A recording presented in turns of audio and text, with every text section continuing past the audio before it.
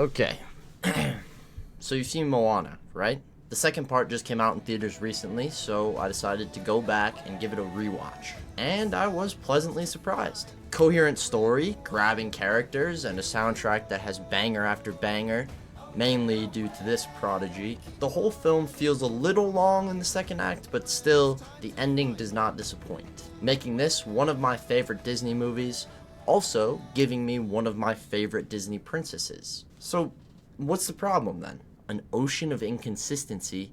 What do you mean? This film is great. Wait, we're talking about the actual ocean? Oh, fuck.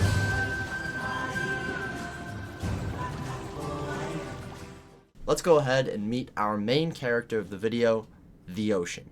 I might also call it the sea, and sometimes even just the water. So try and keep up. I want to say that right now, I'm sitting here on Team Water Sucks. Team Don't Save the Water. You're going to see real soon why I hate it so much. Even with this opinion, I will give an attempt to save this character at the end. Yes, I'm going to argue myself, so stay tuned for that. Let's begin Moana, but only the watered down parts.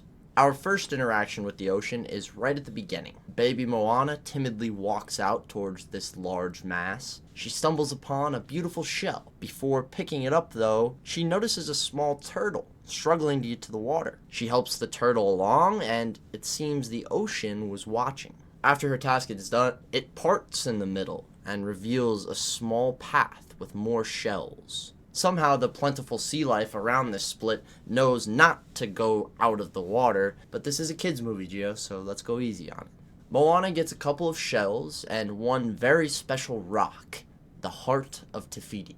As her family walks up on her, the ocean quickly moves Moana back to shore and returns to normal. The ocean then waits years to reveal its true self to Moana again. This seems like a good time for some exposition. If your answer to the beginning question was no, the plot of Moana is very simple. It's basically just a journey to get this little stone back to the heart of the island.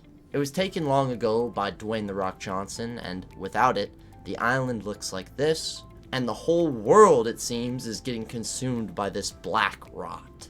It's in the coconut trees, it's in the farms, it's in the water. Wait a minute. What's that? It's not in the water? The sea life is at large and reefs are thriving with no black stuff in sight? Why is the ocean even invested in this heart of the island redemption story in the first place? Does it just want this specific tribe to travel the waters again? Keep this notion in mind as we watch just how hard the water works to get this stone back. After the long montage of Moana growing up, she sets out and says hello to the ocean again. She now has the stone and has the goal of returning it.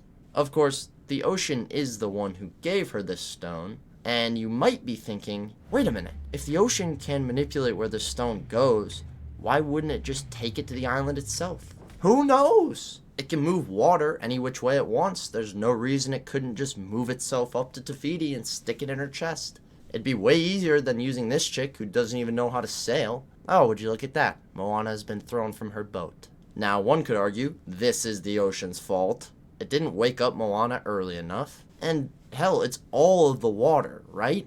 So why couldn't it just push Moana's boat in the right direction? I don't even know why you're using a sail, Moana. The only explanation for this is that the ocean is the devil. But we're not going to go there. Yet.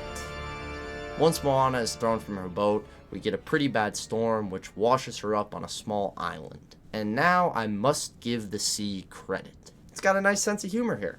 Oh, and it probably also saved Moana from dying. Oh, it also set up Moana to meet Maui, played by the man, the myth, the egomaniac, Dwayne Johnson. Maui quickly locks Moana up in a cave with no food, steals her boat, and leaves her to die. And guess what? The water doesn't do anything about it. She lets Maui sail away, just whistling a tune. Just trusts Moana to make a couple jumps, one of them huge, and then propels her to the boat. Moana could have easily died in that cave, and you don't even try to stop Maui from getting away? Now that Moana's on the boat, Maui decides he doesn't want to deal with this anymore, so he jumps off. And no, you can't do that, says the ocean. This is messed up. Imagine if instead of Moana finally deciding to get on a boat, the ocean just stole her from the shore and plopped her on one. We would all be up in arms. That's generally what it's doing to Maui here. He should have never been on this voyage. The ocean's hate for Maui actually continues on in this film. When Maui doesn't want to teach Moana how to steer, it sticks him with a blow dart, paralyzing him from the neck down. Hello? Not okay, man. At least the ocean seems to be using a wait-and-see approach with Moana. With Maui, it's just full-blown bullying him. The second act is now cruising on, and I won't bore you with much of it. I would suggest a song that's sung by this massive crab. In the second act, I will, however, include the line from Maui that explains why the ocean acts how it does. If the ocean's so smart, why didn't it just take the heart back to Te Fiti itself? Or bring me my hook? The ocean's straight up kooky dukes. Thanks for the killer explanation, Dwayne. Now on to the finale, and we have to talk about the danger that the ocean put these two in. Obviously, there's the initial storm with Moana, but also the first fight against Te Fiti, she leads them into with no warning, risking death with no interference. I guess I should see that as a good thing that it's taking its hands off for life and death, but it was the one who put them there. I take that back. Shouldn't it be helping out if it forced them to come? Oh, there we go. Right on cue. So this massive fireball here would have taken out Moana, and the ocean knew this, but the swiping of Te Fiti's hand or the massive storm or getting caught in the cave wouldn't? I'll just assume that it knows when Moana is going to live and die somehow. Screw this kid's movie, man. The water helps out more and more to restore the heart in the end. It does this by parting itself like Moses was present. That doesn't sound right. This now begs the question, why not just part the sea the whole way? Based on how far these constellations move across the sky, the planet's pretty small. Moana could have walked there and avoided the whole sailing thing in general. This is the problem with creating characters like this, Disney. You've done inanimate objects before. You know how to do it without making this object have 1, an unclear motivation, 2, force people to do things, and 3, ultimately decide someone's fate. Look at you, Disney. You're gonna make all the adult male YouTubers who watch kids' movies hate it. You know, maybe I'm not really the target audience, am I? With that said, let's flip this around. Let me go ahead and debunk myself. I am confident with this explanation you will understand this character to the fullest. Now, I just need to think of an explanation. Several days later. Okay, wait, I got it. The ocean is God. Well, more of a pool of spirits, but stay with me here. Let's talk about a character that I decided to leave out of my water review.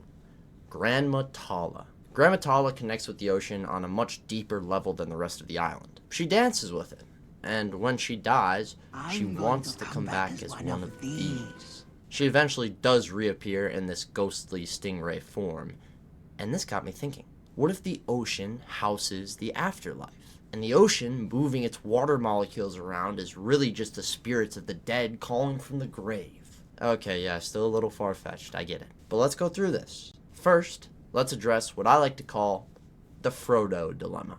This is when the entire goal of a movie can be solved without the main character having to do anything. Just like the Eagles being able to bring this ring to Mount Doom, instead of making these hobbits do it, the movie makes Moana suffer when the water could have just brought it itself. So, how do you debunk the Frodo dilemma? You bring up the idea of divine intervention.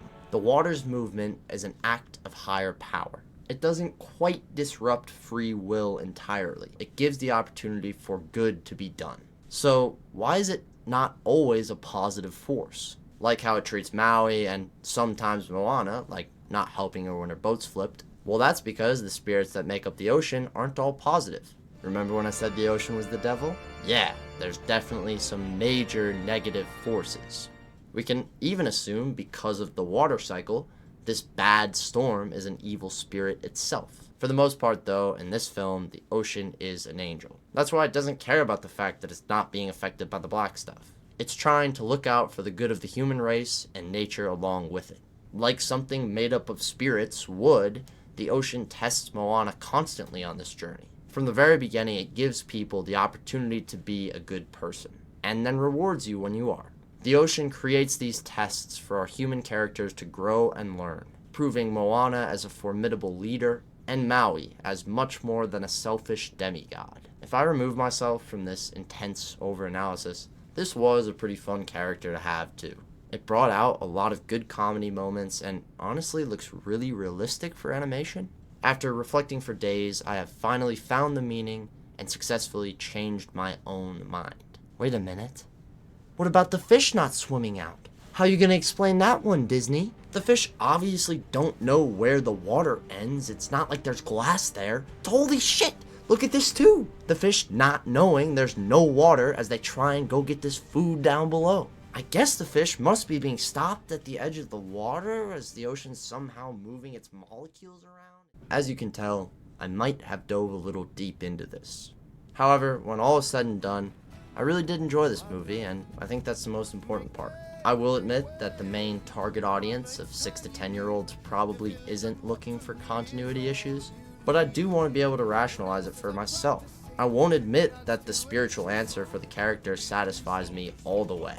Plus, I think we can all say my explanation's a bit of a stretch. The main problem, I think, for me is the fact that they could have made this look like a positive force and not an actual character. Once they give it sass, comedic timing, and biases, it becomes a real character to me. So it's hard for me to just look past all this and not want to explore the ocean, just like Moana does. And with that, thank you for watching, Julian. Specifically you, Julian. And of course, thank you to anyone else who clicked on this video. I had a lot of fun making this one, and although at the start I did say Moana 2 is coming out, I really don't think I'm gonna go see it, at least not in theaters.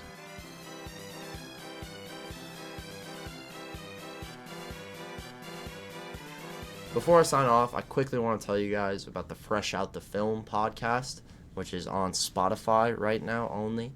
But it's basically a podcast that me and my sister started, and we go and watch a movie, and we walk out of the movie, we go right to the car, and immediately turn on the mics and start talking about the movie. That's why it's called Fresh Out the Film. We just did an episode on Wicked if you want to go check that out, and we'll be doing a few more in December.